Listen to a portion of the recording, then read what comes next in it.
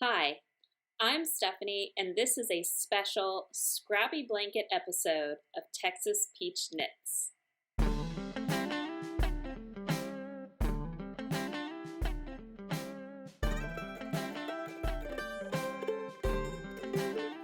I'm so glad that you could join me today for this mini episode about my scrappy blankets.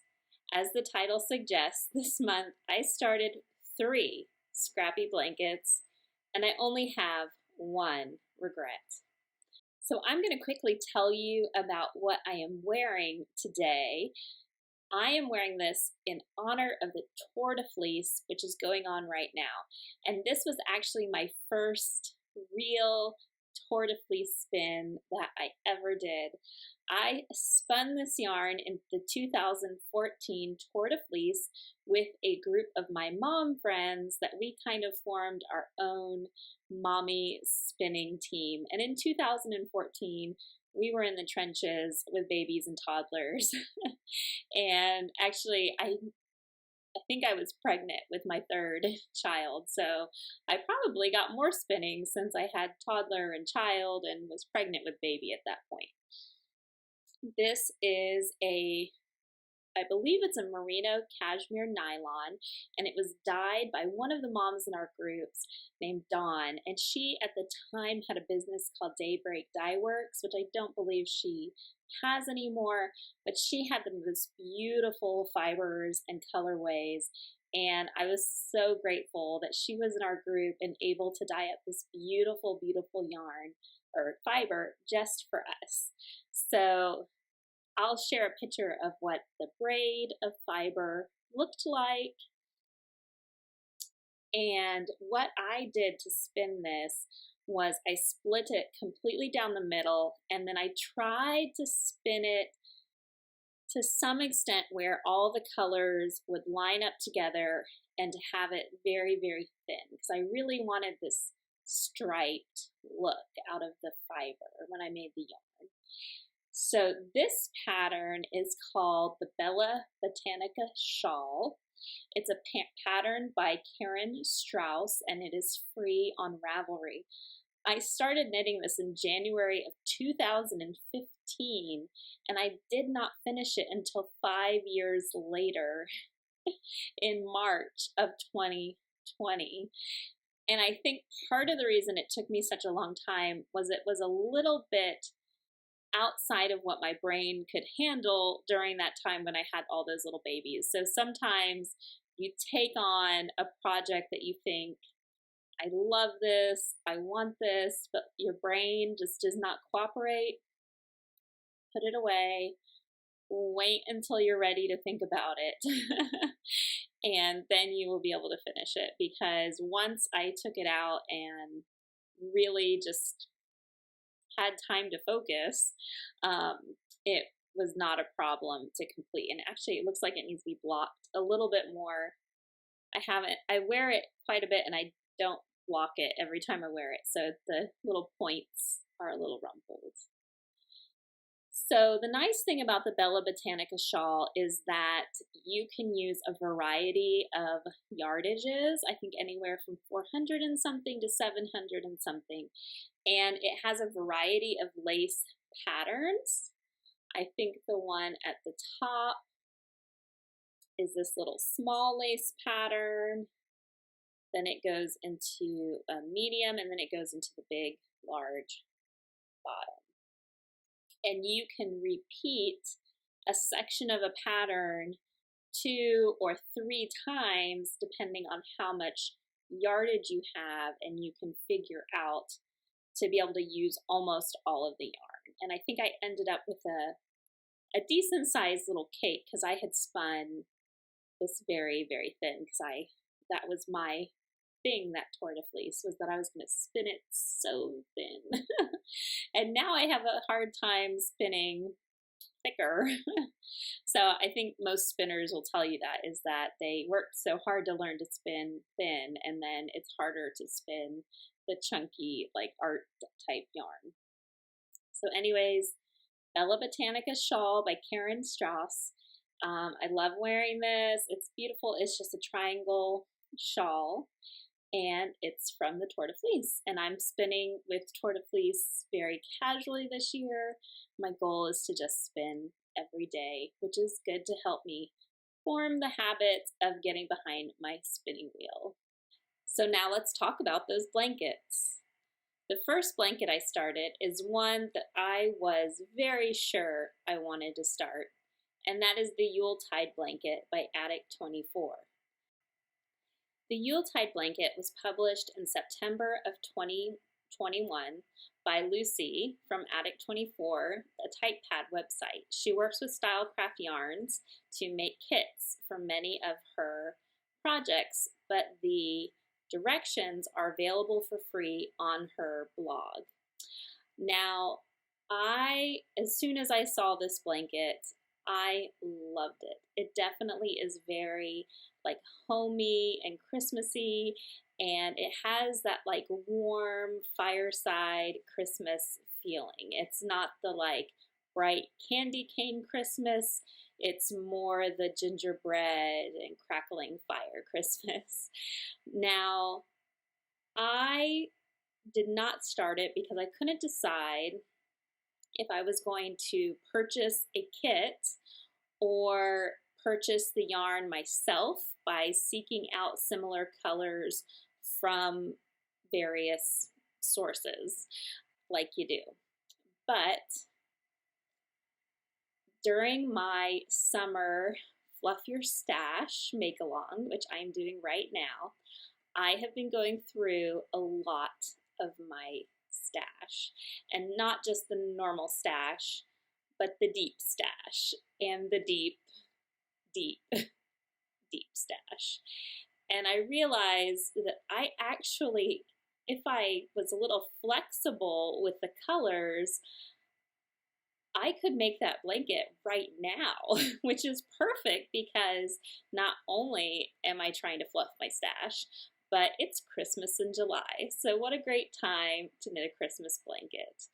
And so I started it. I printed the pattern from the website. I wrote down how many skeins and like the color name for each yarn that I would need. And then I went digging. And you would not believe what I found. Well, you would, because we all have yarn in all kinds of places, right? Well, in my garage, I have 2 bins of yarn that are the yarn that I don't really think about using regularly, but they're mostly full skeins, so I'm not going to just get rid of them. And I went digging in there. One of the bins was a bin of yarn that I had purchased from a Goodwill thrift store, I believe last summer. And I was really surprised to find this bin of yarn because it had almost all full skeins, and while it had quite a bit of acrylic, it also had a lot of really nice yarn in it. So I was able to pick that up for a really good price and get a lot of yarn. But it's really hard to mix together somebody else's yarn stash directly into your yarn, so it kind of stayed in the bin and in my garage. I did make a shawl out of some of the purple alpaca that had been in that bin, and I believe I showed that on my very first podcast episode. So if you're interested in that, you can check it out. Now, for this project, I am using from that bin this Lion Brand Wool-Spun, and this is 80% acrylic and 20% wool. Now this is listed as a 5 bulky weight, but I'm using it with all my worsted weights and it's turning out fine. So this colorway is Claret or Rouge Bordeaux. And it's kind of a dark purpley color. And the Attic24 pattern called for a burgundy, which looked like a really dark, almost purple color based off of the Stylecraft website. So that's what I'm using this one for. I had another one, and these I both had 2 skeins of, so it's enough to use for a blanket. And this one is Cranberry, number 180. wool spun. And I'm using this for the claret red colorway that was in the Yuletide blanket. Next from that purchase, I'm using these two Yarn Bee Soft Secrets. And one is honey and one is cognac. And I'm using them for the gold and the gingerbread. And I feel like these are really good swaps. Now, these are really shiny, silky yarn. I was a little concerned how it was going to mix with the more like duller acrylic yarns I had, but I actually think it makes it kind of fun and shimmery and a little more Christmassy. So when I run out of some of the other colors, I might actually use more of this gold because I really like how it pops out of the blanket. So I think that's all from the Goodwill bin. The other bin of yarn I had included some leftover skeins of acrylic yarn from past projects I've done that I don't even remember what they were, but also several skeins of really old acrylic yarn that I actually inherited in about 2009 from my great aunt Tilly when she passed away. Now, my great aunt Tilly was a big crafter and she did a lot of knitting and crochet, and when she passed away, the family members kind of looked around and said, we're gonna send all the yarn to Stephanie. So I was happy to receive my great aunt Tilly's yarn stash, and I received quite a lot of very like 1970s colors, which was kind of exciting. But I haven't really found the right project for them. Now, this Yuletide blanket required several different shades of green. And luckily, I think my great aunt Tilly really liked green and really got into the avocado trends of the 70s. So let me show you the yarn I'm using from her stash. I am using this bright green yarn. And I am not exactly sure what brand of yarn this is, but it's probably the same as the other, but it's definitely acrylic, and I'm using this in place of the teal. The next one I'm using from hers, and here's that label I was talking about. This says 100% acrylic knitting worsted weight, and it just says machine washable dryable. I don't see a label, but it is from Grants, and it was 99 cents. So here is that vintage label.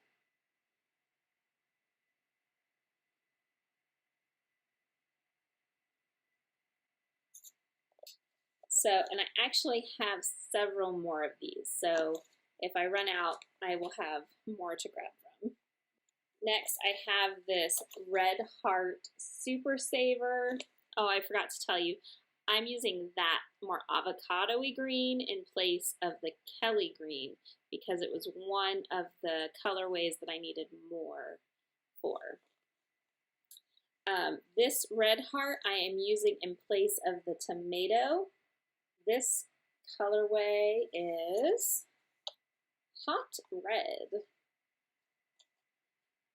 I'm using this one, which I am assuming is also Red Heart, in place of the bottle, which according to the colors I looked at looked like a really dark teal.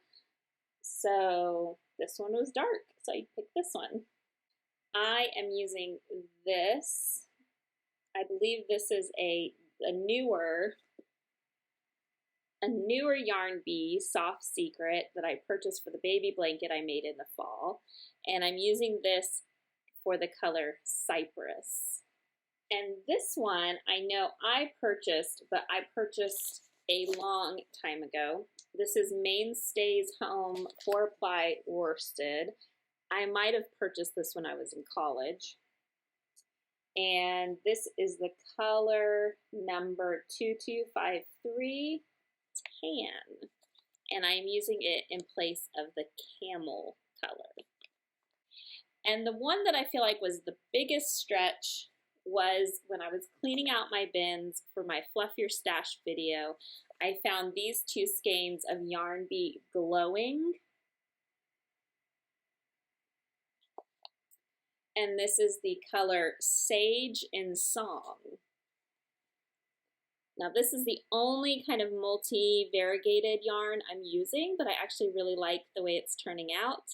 And I'm using this in place of the color Lipstick in the pattern. So are you ready to see how it's going? All right, here we go, the big reveal.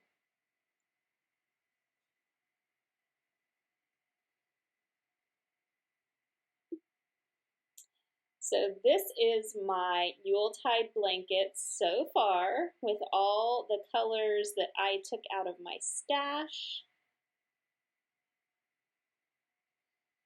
It starts with a center, almost like a granny square.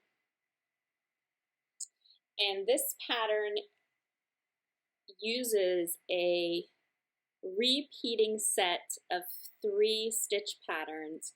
So you'll do a stitch pattern for each row for 3 rows, and then you repeat them. And it actually has a, if you look here, you can see it pretty good. This is just the plain double crochet all the way across row. Then it has more like a V-stitch row, but it's not a true V-stitch because I don't think it includes a chain in between the 2 double crochets. And then this row is what she calls her spike stitch, that red row that jumps down a little bit. So it's actually a really easy pattern because you only have to learn the 3 rows and then you just follow her chart for the colors. And I printed off the black and white,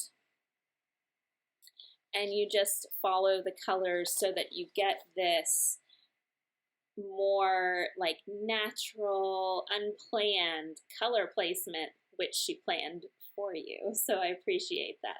Now, as I run out of some of these colors, I plan to just swap in the ones that I have more of, and I think it's going to turn out fine. Now, what I did do, which helped me immensely, especially at the beginning, is I took a clipping of each of my yarns and I stapled them next to the name of the color that I was using them for. Now, in the beginning, this was very, very helpful because with so many greens especially, I might not remember which one was bottle and which one was cypress or vice versa. And so this way I could just choose the one that matched the color that I placed. So I'm really loving the way this is turning out. I highly recommend Attic 24 crochet patterns if you have like many skeins of various colors of acrylic. It's a great way to take colors that you might not have ever put together and make something beautiful and enjoyable for your home. And I will probably keep this blanket out every winter for the entire Christmas season and more.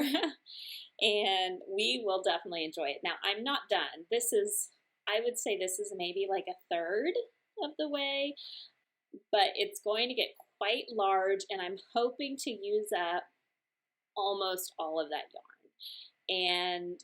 And then I might go stash diving again and see what other yarns I have and pick another Attic 24 pattern to make, because you have these things and you have them stored, and it's kind of like, you feel like it's like a yarn bank account, but once they've been there so long, you've got to turn them into something you could use, right? You could only keep them in the yarn bank account so long. So I am really excited that I can make something beautiful and useful that will be in my home for many years. And I'm really excited that I was able to incorporate those yarns from my great Aunt Tilly. And I know that she's smiling down on this blanket and very happy that her yarn is being used and enjoyed as well. So this is my Attic 24 Yuletide blanket. The second scrappy blanket project that I started was a Battenberg blanket. But since I saw the Battenberg blanket and saw everyone making beautiful Battenberg blankets, I thought, oh, I'd really love to do that too. It's all that good peer pressure, right? But I didn't want to run out and buy yarn for it. I also wasn't sure if that was the direction I wanted to go with my sock yarn scraps, and if I really wanted to crochet that many small granny squares out of sock yarn. But when I was going through my bins for my Fluff Your Stash little episode that I did, I saw that I had quite a bit of Knit Picks Brava Sport in my stash. Now I actually bought a whole bunch of this because I plan to make 2 cardigans, matching cardigans, for my 2 daughters. Only the first cardigan that I made, which was for my eldest daughter, so the biggest size, took much longer than I had expected it to. So she was able to wear it for about a year, and then my second daughter ended up wearing it for 3 years. And then by then, my older daughter didn't want a matching cardigan, so that took too long. So that's a note to self. If I'm making matching things, they need to happen fast. Otherwise, they are not going to get worn. But so I had all the leftover yarn from that project from the second sweater that I never knit. And so I had gray. I have this like dark grapey purple color. I think this one's called Fairy Tale. This one is Dove Heather. This one might be Olive Heather or something like that. I don't have the tag anymore. And I have Peacock. So these ones went together, and this little light purple color. So this was a colorwork yoke, circular yoke cardigan that I made, and it turned out lovely, and actually my second daughter still squeezes into it to wear it, but it's time to turn these into something else. Now I just happened to also have Sport Weight Yarn Bee Snowflake Wool Blend. So this is 56% wool and 44% polyester, and it is a sport weight, and it actually goes quite nicely with the Sport Weight Knit Picks Brava. And I have it in these 2 colors. So my plan, I have these plus a little bit more, I think another skein or so. My plan is to use these for all the squares that she calls colorful squares, and maybe even use the lights, maybe this, I don't know, maybe this one, and then do all the neutral squares in mostly the gray, because I have a lot of this gray. I don't know. I'm going to make a lot of squares, and then I'm going to lay them out. And this is either going to end up being a huge Battenberg blanket with all these mixed up together in some way, or I will divide it up into smaller ones to give to friends who are having babies or donate. I haven't decided yet, but I just needed to start. I just needed to use this yarn. So let me show you what I have so far. I am using a size G crochet hook. I believe that's 4mm. And the funny thing is I'm actually using a G on the Yuletide blanket as well, and that yarn is much thicker. So I don't know, I tried a smaller hook for the Battenberg, but I didn't like how it was constantly like splitting the yarn. So this is working. So here is what I have so far. I've been keeping them linked together. I haven't been clipping the yarn in between the squares.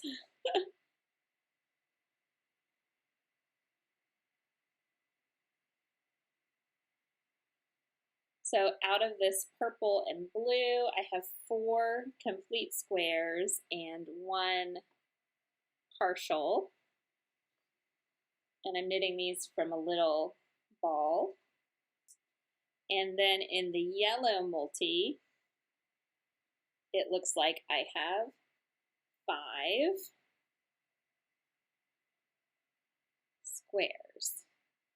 Now the one thing I did different with the squares is I ended up adding the extra row the way Nitty Natty did.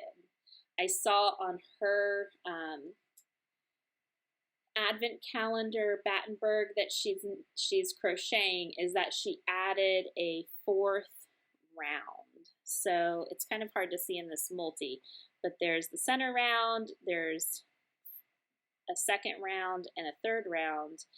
And then I decided to add a 4th round for all of them because I wanted them just a little bit bigger to make it easier to put together and keep track of. But if I keep them chained together like this, it will be hard to lose them. So, and this is just a little ball that I had of this multi.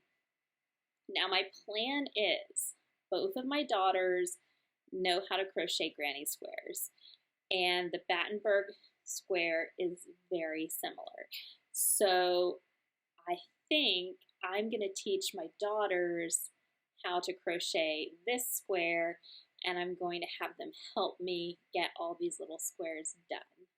And so that way it will progress a lot faster, and they are always asking to help with my things, and usually I am, I want to be in control of my project, and I don't want them to like get a different gauge in there or mess something up.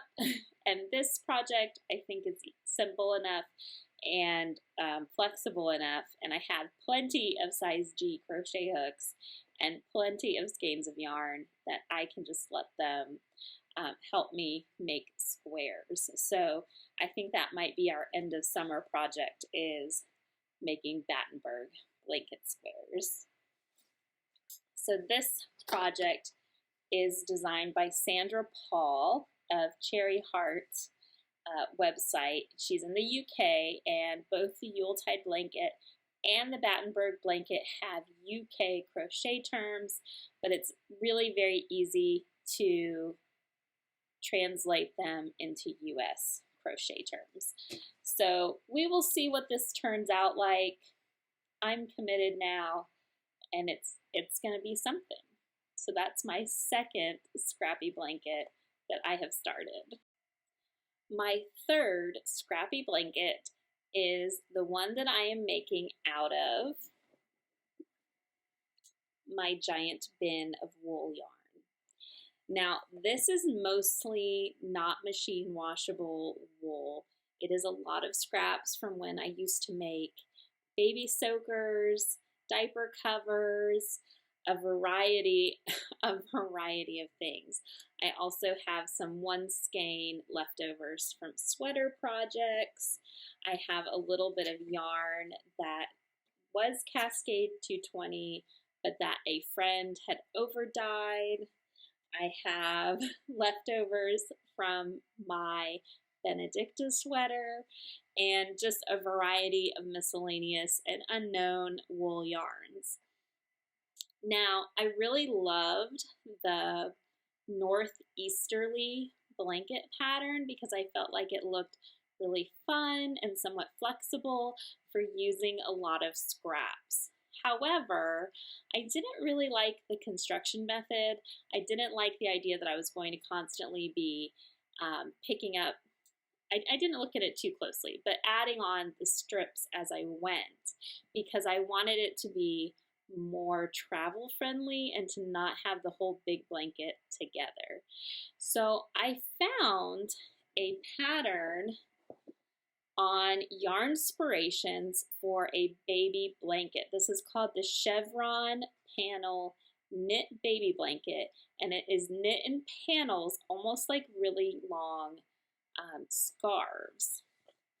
And each panel has a different color placement, and I'm not following the color placement. The other difference is these panels are the majority stockinette stitch, and I was thinking that I more wanted a garter stitch blanket, so I've actually made quite a few adjustments to this pattern as well. But this pattern is available for free on the Yarnspirations website. It is the Chevron Panel Baby Blanket if you want to go look at it, and here is the diagram of how it turns out. Now the thing I was inspired by is they actually use a cream color throughout to kind of tie the whole thing together and make it cohesive. So I like the fact that there's all of this like mix and match going on, and it is structured crazy, right? Because they want it to look random, but yet it is very structured. And then they use the cream to kind of tie the whole thing together.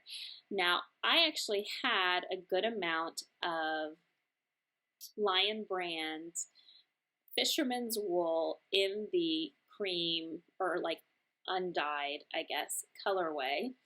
And so I'm using that, but I'm not doing it exactly this way. So what I am doing is I'm starting off with the cream at the bottom, and then I'm moving into striping in my scraps. Now, my cream is in a variety of sizes of balls because I took a lot of it out of these granny squares. I know this is not a granny square, but these crochet squares that I made a long time ago thinking that I would make a blanket, and then I realized how much yarn they use, and I was not willing to buy that many skeins of Lion Brand Fisherman's Wool. So I saved all the squares, but this is the last one that I haven't ripped out. So I have some smaller balls of Lion Brand Fisherman's Wool. And one of the things I decided was, why don't I stripe in, but then either when I run out of the cream, or if I happen to get bored of striping, I switch to solid of whatever color I had been striping. And I'm not doing this in any kind of organized manner. It is simply however I feel. So this next one I striped a little longer, and then I did a longer solid section. And if you are a more organized person, one way I think this would look really nice is if you measured your scrap of the colored yarn and you used half of it in the stripes and then half of it in the solid. And I think that would turn out looking really nice. But I am just doing it however I feel like. So then this purpley yarn is from my Benedicta sweater. And then this is from a long ago baby project. This is the first variegated that I put in there. And then I actually ran out of the variegated really fast. That was a much smaller scrap. And I am moving into this orange colorway. So I'm going to make a bunch of these basically scarves, and then I'm going to mattress stitch them together. Now I'm going to use the cream color as the background color for all of it, except I do have a small ball of a very neutral light tan color that I might end up using as the background color in one of the areas as well, just to use it up. And I haven't decided yet if I want to use it as a colored one or use it as the background color. So this is what I decided to do with my wool scraps. I really wanted something that I didn't really have to look at a pattern for. I ended up adjusting the pattern a lot. I have one stitch marker in here to remind me where my center of these chevrons is, and then other than that, I can just sit down and knit on it whenever I want. I'm using size 8 straight needles, and they don't even match. This is called having children who knit. They walk away with your things. I started this on a circular needle, and the cord just drove me crazy since I was switching back and forth so frequently. So I switched to my straight needles, and I had to dig to find these. So this is going to be my wool scrap blanket. This is going to be a very long-term blanket, and I think just whenever I have wool ends and scraps that are about worsted or DK weight, I'm going to throw them in this bin, and I will just add them to this blanket as I feel like it. And I'm really excited to see how this turns out. I plan on keeping this on my chair in my bedroom where I like to sit and knit the most, and then it will be my blanket. So it can take as long as it needs to take, and I think I'm going to enjoy it because it's not too structured, but yet I have the cohesion of that undyed colorway to kind of pull the whole thing together for me. One of my teasers in the title of this episode was that I started 3 scrappy blankets, but that I had only one regret. I don't know if you figured out what my regret is, but I'm going to tell you now. My regret is that I was so hesitant to start these. I looked with awe at all the other scrappy blankets that other people have made, and I was so hesitant to start one myself because I was afraid I was going to start one that I wouldn't like or that ended up being something I didn't want. Let me tell you, don't let your knitting projects scare you. This is for fun, right? I need to tell myself that. All of these make me happy. I love making them, and I love using the yarn that I have in my stash, even if it is not a 100% match for the project that I'm making. It's amazing how wonderful yarns look when you put them together, even if they're not the exact yarn that the pattern called for.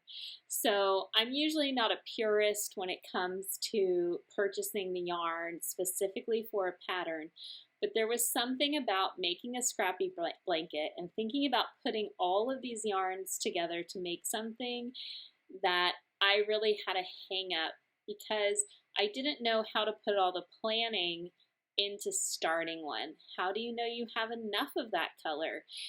How do you know how big it's going to end up being? There's all of these questions that I just really wasn't sure about. I didn't want to start something and then end up being unhappy with it. But I've got to tell you that if you have yarn laying around that you think maybe I'll make a scrappy blanket out of that, pick something and get started. It's worth it. It's a lot of fun.